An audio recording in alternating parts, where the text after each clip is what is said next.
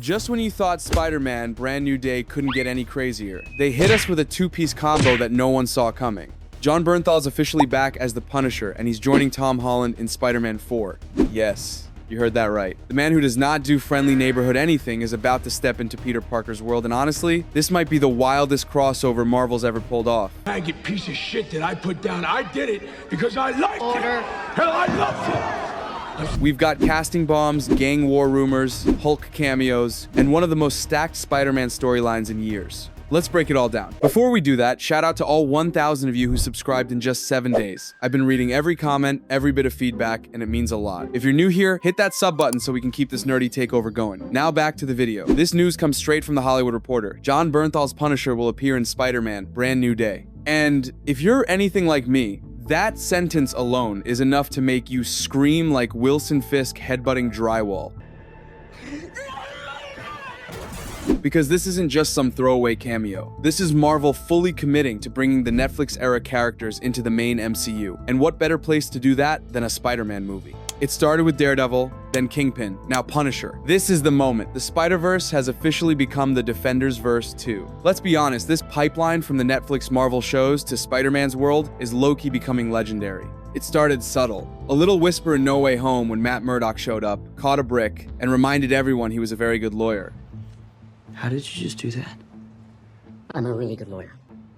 It's starting to feel like Spider-Man is the glue Marvel's using to bind together the street-level MCU. Like Peter Parker's universe is turning into this meeting point, a crossroads where the Avengers, the Defenders, and maybe even the Thunderbolts could all start bleeding into each other's stories. And this works, it really works. Because Peter fits both worlds. He's small-scale enough to run into Daredevil in Hell's Kitchen, and powerful enough to hang with Thor in space. He's the only hero who feels equally at home fighting gang bosses one week and aliens the next. Now throw Punisher into the mix, that contrast is fire. Spider-Man's "we can save everyone," optimism clashing with Frank Castle's "nah, I'm shooting everyone" energy, that dynamic is gold, and it's one fans have wanted for decades. In fact, fans have been dreaming of this crossover since the early 2000s. Back when Tobey Maguire was swinging through New York and Thomas Jane's Punisher was gunning down mobsters, there were rumors of a crossover that never happened. And when Spider-Man 2 dropped, people swore Punisher had a cameo at the end, only for it to be debunked later. That's how long people have been waiting for this moment. And now, nearly 2 decades later, we're finally getting it. But here's the thing, if this goes well,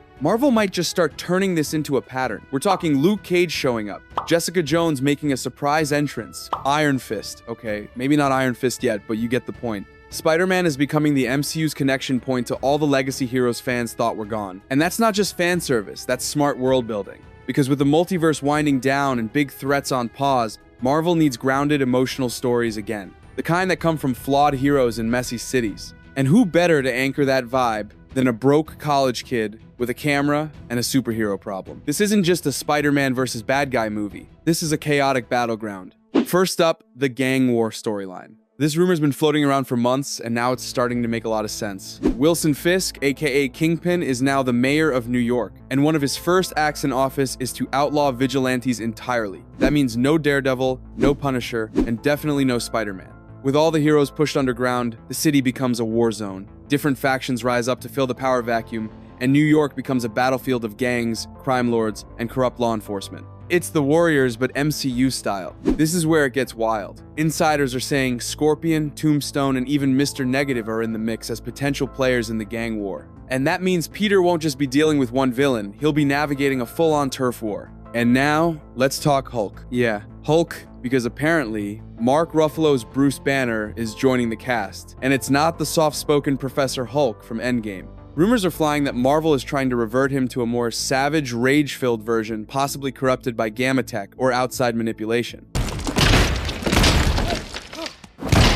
There's even buzz that Mr. Negative could be the one to push Hulk over the edge, creating a scenario where Peter, the most grounded hero in the MCU, is suddenly squaring off against a full-blown, rampaging Hulk in the middle of a citywide gang war. Think about the stakes. Peter's trying to rebuild his life, protect the city, dodge the law, avoid being killed by multiple gangs, and now he has to deal with this green tank of destruction going postal? It sounds insane, and it is, but it's the kind of insane that works in a Spider-Man movie.